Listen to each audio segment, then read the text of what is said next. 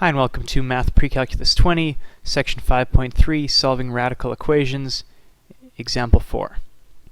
Alright, so this one we get to do a little bit of physics, pretty exciting. So here we have, what is the speed in meters per second of a 0.4 kilogram football that has 28.8 joules of kinetic energy? Use the kinetic energy formula, which is kinetic energy equals 1/2 mv squared.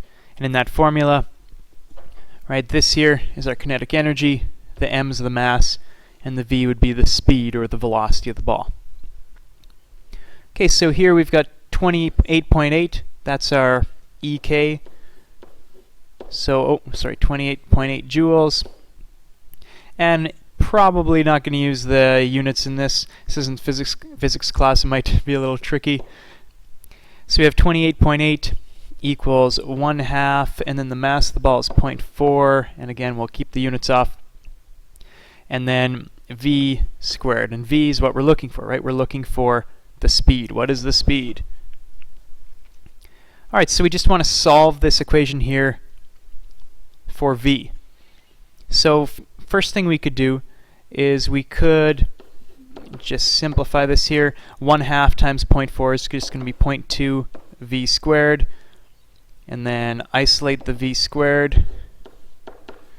28.8 divided by 0.2. With that we should get 144 equals v squared.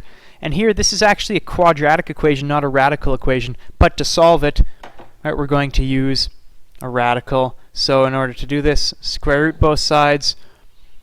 We could do plus or minus, but again, the speed of the ball, we're just going to have a positive speed in this case. In physics, we look a little bit more at that, but in this case, we'll just say positive. Square root of 144 is 12, so we get v equals 12, right? So the speed of that ball is 12 meters per second, because it says up here that the speed is in meters per second. Alright, so there we have a little equation. We use a little bit of radical stuff in order to solve it in the end.